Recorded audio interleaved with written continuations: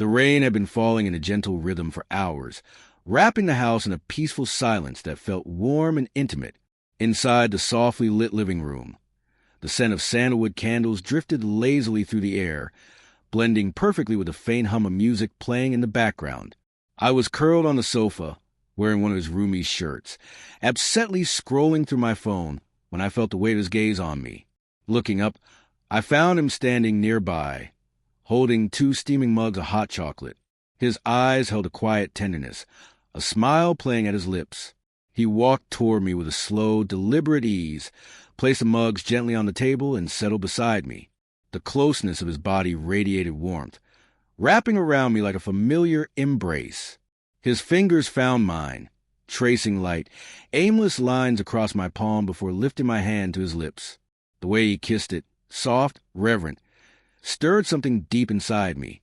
"You look unreal," he murmured, his voice low and rich with emotion that made my heart flutter. He brushed a loose strand of hair behind my ear, letting his fingers linger against my cheek. His thumb moved slowly along my jawline, a gentle reassurance. There was no urgency in his touch, only the kind of deep affection shaped by years of quiet understanding. He leaned forward until our foreheads touched, and for a moment, the world held its breath. No words were needed. The silence between us said it all. When his lips met mine, the kiss was unhurried and full of meaning. It wasn't just affection. It was everything unsaid and everything felt. His hands pulled me closer, wrapping around my waist, as if trying to bring me into the very heart of him. I melted against him, grounded by the steady beat of his heart beneath my fingertips. Time slowed. Every movement was intentional, every breath shared. He shifted slightly, cradling my face in his hands, and looked into my eyes. "Tonight is just for us," he whispered. The words made my chest ache, not from sorrow, but from the overwhelming feeling of being loved, truly seen. He stood and reached for me, his hand steady, his touch reassuring. He led me toward the bedroom with a quiet confidence. The soft glow of dim lights cast a warm gold across the room, turning everything sacred. He helped me onto the bed like I was something rare and fragile. Every gesture was deliberate, soaked in adoration. He lay beside me, and in that closeness, we weren't just skin to skin. We were soul to soul, perfectly aligned. What followed was not hurried. It wasn't driven by wild desire. It was tender and intentional, filled with eye contact and whispers that made my heart swell with love. He kissed me with care, my forehead, my shoulder, the inside of my wrist, slowly, like he was trying to remember every part of me. I returned each touch, running my fingers along his body, familiar and beloved, overwhelmed by the softness of the moment and how deeply I belonged to him. We weren't just lovers in that moment. We were keepers of every silent vow we'd ever made. This wasn't just about passion. It was about connection, gratitude, and being fully present for each other. As we lay tangled in sheets and quiet breath, his fingers intertwined with mine, and he whispered, "This is what home feels like to me."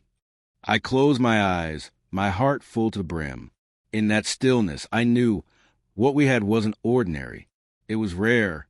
It was real. It was more than love. It was devotion, wrapped in skin and breath and unspoken joy. Later that night, the storm outside rolled gently in the distance, but it felt far away, as if the world had melted into just the two of us. He lay beside me, one arm beneath my head, the other resting lightly across my waist. His fingers traced slow, comforting circles along my skin. The way he looked at me under the soft light of the bedside lamp made me feel like the center of everything, like nothing else mattered beyond this shared moment. Each touch from him was like a quiet love letter written in warmth. We didn't need to say much. The silence was rich, full of memories, of knowing glances, of everything we'd survived and cherished. When he leaned in to kiss me again, it wasn't hurried. It was full of awe, like he was rediscovering me all over again. His lips moved with intention, delicate but sure, speaking directly to the soul. I kissed him back, running my hands through his hair, feeling the familiar strength of his body against mine. We moved together in a dance choreographed by years of intimacy, a rhythm crafted by trust. In between kisses, he whispered little things, soft, Sacred nothings that carried the weight of everything. "You're mine," he said, not with possession, but with reverence, like someone who deeply understood how precious this connection was. I kissed his collarbone, his chest, inhaling the scent of comfort, of safety, of him. Every movement between us felt sacred, like time slowed down to honor it. Each touch was an affirmation, every sigh a sacred promise. Our rhythm was fluid, unspoken, and beautifully understood.